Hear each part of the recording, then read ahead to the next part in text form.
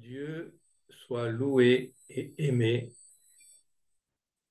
Notre-Dame des sept douleurs soit consolée et aimée. Bonjour à tous et sanctifiant Triduum sacré. Ce vendredi saint est une occasion très favorable pour méditer le parallèle entre la passion de notre divin Maître, notre tête, et la passion de son corps mystique qu'est la Sainte Église.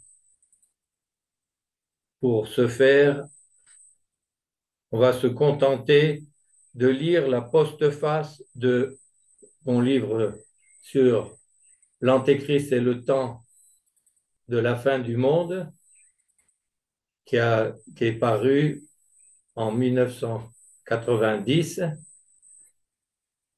et qui comporte donc une postface. Et dans cette postface, il est cité un commentaire du psaume 73 que j'avais fait durant l'été 1979, pendant que les confrères de mon année célébraient un petit peu partout leur première messe. À ce commentaire de 79, il avait été ajouté, notamment après les bouleversements qu'il y avait eu entre-temps du signe de Shiva reçu par Karol Wojtyla et puis par le Panthéon d'Assise, quelques éléments en plus. Donc, voici donc la lecture de cette postface de mon livre sur l'Antéchrist. Cette postface consiste en la publication, avec quelques additions, d'un commentaire du psaume 73 composé par l'auteur durant l'été 1979, précédé d'un bref résumé de l'exposition qu'en font les saints docteurs de l'Église. Le cardinal Saint-Robert Bellarmin, dans son commentaire du titre du psaume, démontre très clairement que ce psaume 73 s'applique proprement à la persécution faite contre le peuple élu par l'impie roi Antiochus Épiphane et rapportée dans le premier livre des Maccabées. Période et persécution, elle-même figure de celle de l'Antéchrist à la fin du monde. Alors on renvoie à d'autres passages précédents du livre, numéro 82, 84 suivant et 137 suivant. Saint Augustin l'applique à la dévastation de Jérusalem par Vespasien et Titus, elle-même figure de la fin du monde, confère les numéros 28 suivants, 83, en faisant la part de ce qui s'y rapporte aux Juifs perfides, c'est-à-dire déviés de la foi des patriarches, aux Romains ou aux autres apôtres et aux premiers chrétiens. Voilà pour saint Augustin. Saint Bruno, fondateur des Chartreux, fait de même à sa suite, en indiquant de plus le sens spirituel concernant les souffrances purificatrices des justes. Ce sens spirituel est celui qu'expose tout au long saint Jérôme, dont il n'est en quelque sorte fait qu'une application aux faits contemporains et à l'objet de ce livre dans le commentaire qui suit. Donc là, on prend le commentaire donc, de 1979 avec quelques ajouts, avant la publication forcément qui avait eu lieu en 1990. Donc à chaque fois, il va être cité un verset du psaume 73 et le commentaire qui suit. Mais d'abord, puisqu'il est cité à l'office ecclésiastique le jeudi à l'heure de sexte, donc antienne du jeudi à l'office de sexte. Souvenez-vous de votre assemblée, Seigneur, que vous avez possédée dès le commencement. De grâce, Seigneur Jésus, souvenez-vous de votre Église, puisque Ecclesia, en latin, c'est l'assemblée. Début du psaume 73, verset 1. Pourquoi, ô Dieu, nous avez-vous rejetés pour toujours? Pourquoi votre fureur s'est-elle allumée contre les brebis de votre pâturage? Pourquoi, ô notre Dieu, nous repoussez-vous si longuement et si fortement? Enflammez-vous votre colère sur les fidèles de votre bercail? Le verset 2. Souvenez-vous de votre assemblée que vous avez possédée dès le commencement. Souvenez-vous de votre Église militante, gémissant et pleurant en ses membres. Souvenez-vous de votre corps mystique. La suite du verset 2. Vous avez racheté le sceptre de votre héritage. C'est le mont Sion où vous avez habité. D'où Jésus. Ayez pitié de la ville éternelle. Kyrie eleison. Ayez pitié de la Rome catholique. Par elle, en elle, par la succession apostolique, s'est transmise l'hérédité de votre sacerdoce, la source de la grâce, de la vérité révélée et des sacrements. En elle que vous avez voulu mère et maîtresse de tous vos fidèles, en elle est l'unité de la chrétienté, de la catholicité. Christe eleison. Ayez pitié de notre capitale. Ayez pitié de la chrétienté qui ne saurait être une sans elle. Ayez pitié de la Rome éternelle. Ô Roma Félix, ô misera Roma. Ne permettez pas qu'elle soit occupée plus longtemps par le parti de l'apostasie, de la grande apostasie. Kyrie eleison. Pitié, mettez fin à la Rome moderniste. De grâce, ne permettez pas plus longtemps l'usurpation du Saint-Siège par l'inimicus homo. Matthieu 13, 38. Donc, l'ennemi de l'homme, le diable et ses suppôts. Relevez la splendeur de votre hiérarchie mourante. Dépêchez-vous de grâce. La succession apostolique pourrait-elle se briser, se rompre avant la fin du monde? Serions-nous arrivés dès maintenant à cette fin ou à ces prémices? Levez-vous, qu'attendez-vous? Miserere, ayez pitié, memento. Souvenez-vous des collines éternelles de la Rome catholique, qui sont votre principal trône ici-bas. Verset 3. Levez vos mains contre leur insolence sans borne. Combien plein de malignité est l'ennemi dans le sanctuaire. Levez vos mains pour frapper et arracher. Levez vos mains pour conserver et revivifier. Levez vos mains, car vous ne pouvez nous abandonner. Combien est malin l'ennemi dans le sein.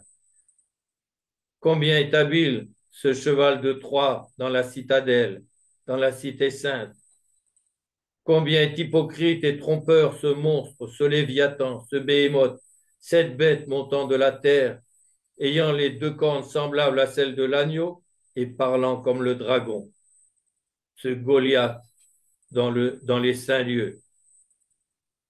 Verset 4. Et ils sont glorifiés, ceux qui vous haïssent, au milieu de votre solennité.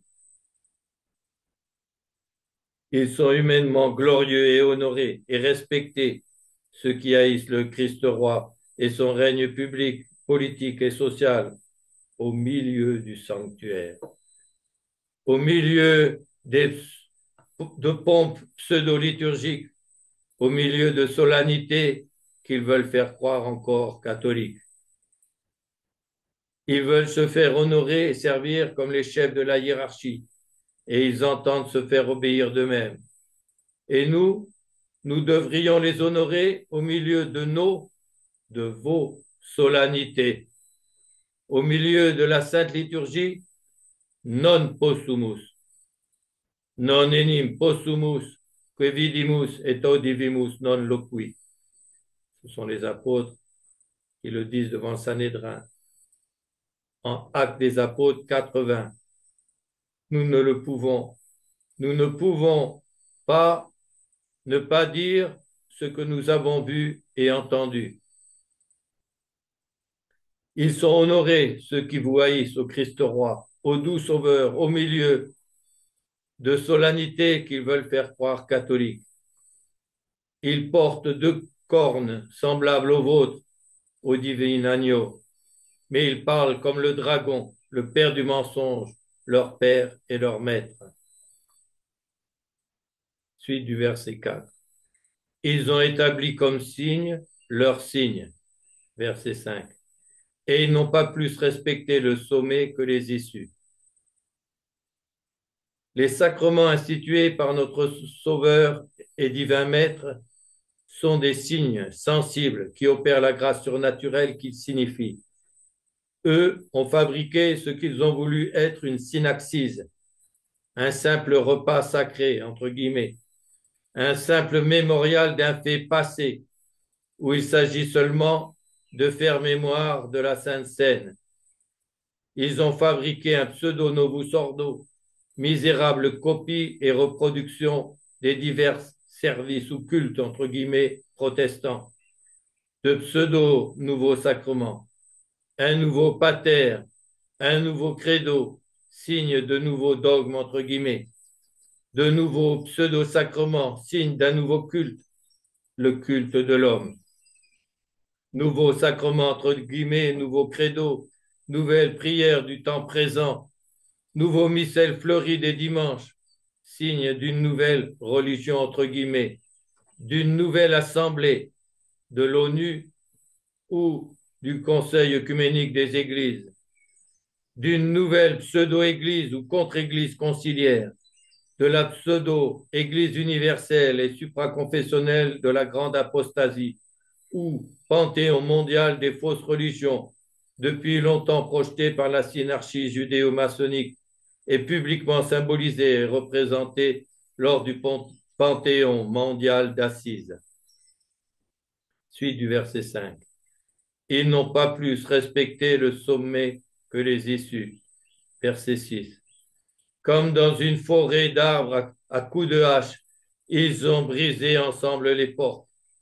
Avec la hache et la cognée, ils ont tout renversé. Ils ont blasphémé. Il est temps d'ouvrir les fenêtres vers le monde pour faire entrer une bouffée d'air pur. Ouvrez en grand les portes aux erreurs et aux mœurs modernes, entre guillemets. Faites de l'œcuménisme, entre guillemets. Ils ont tout renversé ou transformé. Ils ont littéralement brisé l'élan missionnaire qui venait d'achever de répandre l'Évangile dans le monde entier. Ils ont vidé séminaires, couvents et monastères. Ils ne cessent de dilapider les biens, même sacrés, des familles religieuses en les vendant. Ils ont balayé les bons catéchismes et vidé les églises. Ils ont détruit les derniers États catholiques et parachevé ainsi la grande apostasie des nations. Ils ont tout saccagé et dispersé. Verset 7. Ils ont mis le feu à votre sanctuaire. Ils ont renversé et profané le tabernacle de votre nom. Ils ont mis le feu à votre sanctuaire. Ils ont brisé les autels de pierre pour les remplacer par des tables qu'ils ont tournées vers le peuple. Ils ont brisé les bancs de communion qui séparaient le cœur du sanctuaire. Ils ont mis de côté dans des niches les tabernacles pour mettre au centre de la table la Bible œcuménique, entre guillemets, ou le Novus Ordo, entre guillemets. Ils ont brûlé les ornements sacrés pour les remplacer par des coules de Thésée. Ils ont brisé les statues des saints et jeté au feu leurs images et les bannières de procession. Ils ont même supprimé les chemins de croix. Ils ont fait de nos églises riantes de froids temples protestants. Ils ont pollué tous vos sanctuaires par leurs synaxes, leurs simagrées charismatiques et les concerts profanes. Ils ont souillé nos autels et nos églises. Ils ont enlevé par leur rite invalide la présence réelle du Christ roi de bien des cités. Ils vous ont chassé de chez vous. De grâce, daignez intervenir. Ils ont été jusqu'à laisser officiellement installer la statue d'une idole, la statue de l'immonde Bouddha sur un tabernacle auprès duquel brillait la lampe rouge. Ils ont littéralement placé l'abomination de la désolation dans le lieu saint. De grâce, ne le tolérez pas plus longtemps. Cœur sacré de Jésus, ayez pitié de nous. Verset 8. Ils ont dit dans leur cœur, eux et toute leur bande, faisons cesser sur la terre tous les jours de fête consacrés à Dieu. Ils ont éteint tant de foyers de la louange divine, de l'office divin, de la prière publique de l'Église. Ils ont supprimé les grandes processions triomphales du Christ roi dans les rues des cités. Ils ont supprimé la solennité et l'ampleur des fêtes. Ils veulent détruire et éteindre totalement le culte public et social qui était rendu partout au Christ roi, à Jésus hostie. Cœur immaculé de Marie, priez pour nous. Verset 9. Nous ne voyons plus nos signes, il n'y a plus de prophètes et on ne nous connaîtra plus. Nos sacrements et ceux qui les donnent encore sont combattus, pourchassés, relégués dans des caves, des hangars, des granges ou des salons privés. Que d'efforts et de sacrifices de plus en plus grands il faut faire à tant de fidèles eux-mêmes pourchassés pour les recevoir. Que de privations douloureuses pour tant d'autres. Être privé toujours plus des sacrements par fidélité. Comme au temps de la Révolution de 1789, dont tous ces faits nous rapprochent tant, tout en la surpassant grandement sur le plan général.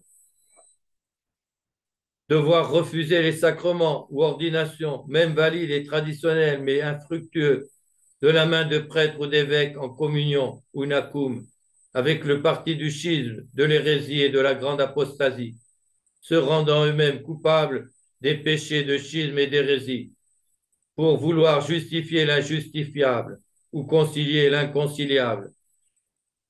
Bien des âmes en arrivant là aussi pour ne pas être privées de l'ordination ou des sacrements, pourtant rendus infructueux et source de péchés graves en raison de leur caractère gravement illicite et même invalide pour les confessions et les mariages. Il n'y a plus guère de prêtres vraiment fidèles. Où sont les vrais évêques? Il n'y a plus de prophètes. Il n'y a plus de voix autorisée qui s'élèvent au nom de Dieu pour condamner ces abominations et en tirer les conséquences. Seigneur Jésus, daignez envoyer, nous donner des saints et surtout beaucoup de saints prêtres et de saints évêques. Donnez-nous un pape ou, s'il n'est déjà plus temps, envoyez vite à notre secours Enoch et Élie, vos deux témoins. Daignez abréger le temps, sinon on ne nous connaîtra plus. Jusqu'à quand va durer cette misère, cette crise sans pareille? D'où Jésus de grâce, ayez pitié de nous. Cœur sacré de Jésus, ayez pitié de nous. La croix ne préside plus les actes publics. Il n'y en a plus, ni dans les palais de justice, ni dans les écoles. Le décalogue est bafoué, méprisé, ignoré. Les droits de l'homme, entre guillemets, le remplacent. Fini les grandes et fastueuses processions publiques. Fini le culte social. Fini l'union de l'Église et de l'État. Fini les États catholiques. usquequo Domine, non infinem. De grâce, ayez pitié. Exsurge Domine adjuvanos. Levez-vous. Verset 10. Jusqu'à quand, ô Dieu, l'ennemi insultera-t-il? L'adversaire outragera-t-il sans fin votre nom? Combien de temps encore tolérerez-vous tout cela? N'en verrons-nous pas la fin? Ne verrons-nous pas le renouveau de votre Église? Jusqu'à quand? D'où Jésus, en s'attaquant ainsi à votre troupeau, c'est aussi à vous qu'il s'attaque. En persécutant les membres de votre corps mystique, c'est vous qu'il persécute. En outre, c'est votre saint nom qu'il bafoue, car c'est extérieurement en votre nom qu'ils ont l'audace de faire tout cela. Devant les peuples et les incroyants, c'est l'honneur de votre Église militante qu'ils obscurcissent. Ne le permettez pas plus longtemps. Ayez pitié de nous. Soyez jaloux de votre gloire. Verset 11. Pourquoi retirez-vous sans cesse votre main et votre droite de votre sein? Comment se fait-il que vous retiriez d'une façon aussi continue et prolongée votre puissance de votre corps mystique? L'heure de sa passion est-elle arrivée pour que vous le livriez comme votre corps mortel à ses bourreaux? Toutefois, pourriez-vous nous abandonner à nous-mêmes? Sans vous, nous ne sommes rien, nous ne pouvons rien. Daignez nous donner la force de baiser comme vous la croix, de vous être fidèles jusqu'à la mort, jusqu'au martyre s'il le faut. Oh, daignez nous donner la force et la sagesse de baiser la croix comme vous, avec amour, de désirer comme vous avec joie, de boire avec vous ce calice. Fiat, fiat. Verset 12. Cependant, Dieu est notre roi depuis les siècles. Il a opéré notre salut au milieu de la terre. Pourtant, vous êtes notre roi et vous désirez bien plus que nous-mêmes et votre gloire et notre bien. C'est vous qui nous avez créés de façon admirable. C'est vous qui nous maintenez dans l'être. C'est vous qui nous avez rachetés de manière beaucoup plus admirable encore. Vous avez opéré le salut de vos élus par le bois de la croix, par le calice de votre passion, au milieu de la terre, en Judée, entre l'Orient et l'Occident. Verset 13. C'est vous qui avez affermi la mer par votre puissance, qui avez brisé la tête des dragons dans les eaux. C'est vous qui avez rendu stable par votre doctrine, vos miracles et la force de votre vertu, l'assemblée jusque-là fluctuante des nations, qui avez brisé l'emprise des démons sur les âmes dans les eaux du baptême. Verset 14. C'est vous qui avez écrasé les têtes du dragon, qu'il avait donné en nourriture au peuple de l'Éthiopie. C'est vous qui avez écrasé, par le secours de votre grâce, les sept vices capitaux et qui avez rompu les liens des anciens esclaves de l'antique serpent. Vous qui êtes la descendance de la femme qui devait lui briser la tête. C'est vous qui avez rompu ces liens par lesquels il tenait enchaînées les âmes noircies par le péché originel. Et vous avez soumis le diable, les démons et leurs suppôts à la bénédiction de vos ministres et à la prière des enfants de Dieu, spirituellement délivrés de leur esclavage en étant incorporés à la lignée de la Vierge Mère. Verset 15. C'est vous qui avez fait jaillir des fontaines et des torrents, qui avez desséché des fleuves intarissables. C'est vous qui avez suscité et alimenté les fontaines apostoliques et les torrents de l'éloquence sacrée et des grâces sacramentelles, qui avez rendu stériles les fleuves intarissables de la sagesse humaine antique. Verset 16. À vous est le jour et à vous est la nuit. C'est vous qui avez créé l'aurore et le soleil. Verset 17. C'est vous qui avez établi les limites de la terre. Pourtant, Seigneur Jésus, tout vous appartient. Vous êtes l'alpha et l'oméga, le principe ou commencement, et le but ou la fin de toute chose. Tout est entre vos mains. Vous êtes le Tout-Puissant. Rien ni personne ne peut vous échapper, ni même vous résister, si ce n'est dans la mesure où vous le permettez. Rien ni personne ne peut se soustraire à votre toute-puissance. À vous est le temps de la lumière, de la révélation. À vous aussi le temps du châtiment par les ténèbres de l'erreur, du vice et de la grande apostasie. C'est vous qui avez suscité l'aurore de la foi et de la vertu par les patriarches et les prophètes. C'est vous qui avez été l'éclatant soleil de justice, de sainteté. Et c'est vous aussi qui mettrez un terme à l'histoire des descendants d'Adam, créés de la poussière de la terre, lesquels sont poussière et retourneront un temps à la poussière et à la terre en leur corps. Verset 18. Souvenez-vous-en, l'ennemi a outragé le Seigneur et un peuple insensé a irrité votre nom.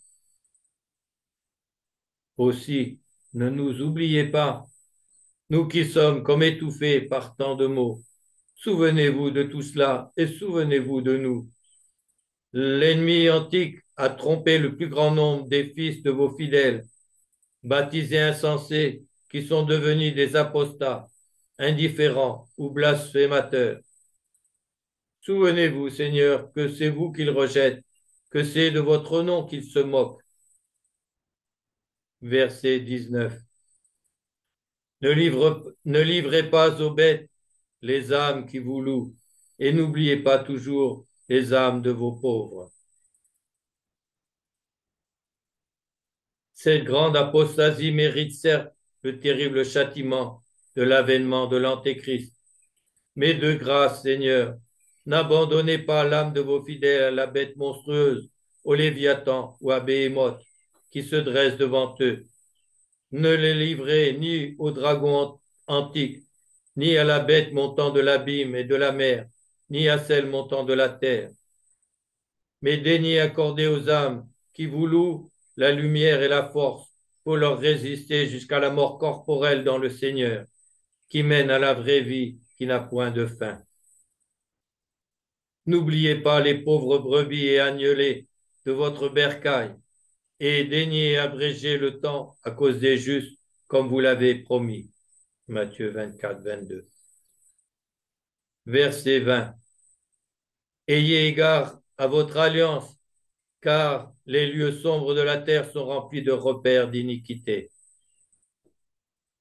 Souvenez-vous de votre nouvelle alliance, qui n'est pas provisoire ni révocable comme l'ancienne, mais doit être éternelle.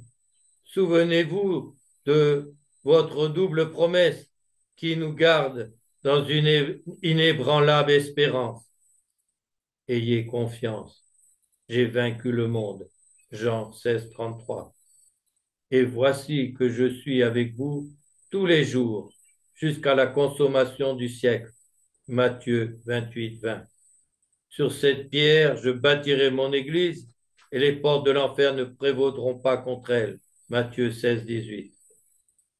N'oubliez pas vos ennemis qui sont répandus partout, jusque dans vos sanctuaires, et ainsi que le disait déjà le pape Saint Pie, comme jusque dans les veines de l'Église militante. Ils se cachent sous des apparences trompeuses, sous des peaux de brebis, eux qui sont des loups rapaces, sous des palliums et des cornes semblables à celles de l'agneau, eux qui enseignent la doctrine du dragon, le venin du serpent antique en disant à ceux qui les écoutent, vous ne mourrez nullement, mais vous serez comme des dieux. Genèse chapitre 3, versets 4 et 5. Vous êtes des dieux, eux qui bénissent ce qu'ils appellent eux-mêmes la religion de l'homme qui se fait Dieu. Ils se cachent sous des titres et des extérieurs trompeurs. Daignez les démasquer, les couvrir de confusion en les dévoilant. Daignez les disperser, les écraser. dans les officines secrètes de la contre-église, un culte est directement rendu à Satan. Et au grand jour, c'est à l'humanité qu'ils rendent le culte dû à Dieu. Verset 21. Que l'humble ne s'en retourne pas couvert de confusion. Le pauvre et l'indigent loueront votre nom.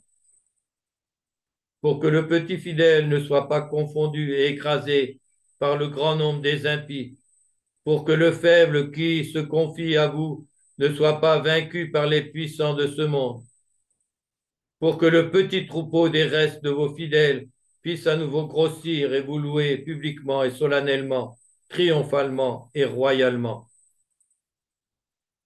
Ce sont les pauvres en esprit, ceux qui sont détachés des biens et des désirs terrestres, qui, avec le secours de votre grâce, vous resteront fidèles et loueront votre nom jusqu'au bout, comme Jeanne sur son bûcher, comme ces religieuses montant à l'échafaud en chantant, comme les Christéros tombant sous les balles en clamant Viva Cristo Rey, vive le Christ roi.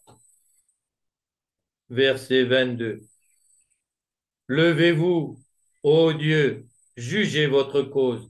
Souvenez-vous des outrages qui vous viennent tout le jour de l'insensé. De grâce, levez-vous, levez-vous sur votre cheval blanc, ô roi des rois, ô Seigneur des seigneurs, ô Verbe de Dieu. Verset 23. N'oubliez pas les clameurs de vos ennemis, l'orgueil de ceux qui vous haïssent croît toujours. Souvenez-vous de tout cela. Penchez-vous sur nous et levez-vous pour la gloire de votre saint nom, l'honneur de votre Église et le salut de l'âme de vos fidèles. Levez-vous. L'Esprit et l'Épouse disent, venez, et que celui qui entend dise, venez. Apocalypse 22, 17. Souvenez-vous de votre assemblée, Seigneur, que vous avez possédée dès le commencement. Veni Domine Jésus. Oui, je viens bientôt. Amen. Apocalypse 22, 20. Alléluia. Fin de ce commentaire de 1779, avec quelques ajouts dans la postface de mon livre sur l'Antéchrist, publié donc en 1990. Que Dieu nous vienne en aide, que l'Esprit Saint nous fortifie, réchauffe notre cœur et qu'il nous donne aussi de rester fidèles jusqu'au bout. Ô Notre-Dame des 7 douleurs, nous compatissons à vos douleurs et nous voulons vous consoler. Ô notre bon moment, venez à notre secours. Au nom du Père et du Fils et du Saint-Esprit, ainsi soit-il. Bon et sanctifiant Triduum sacré à tous et chacun.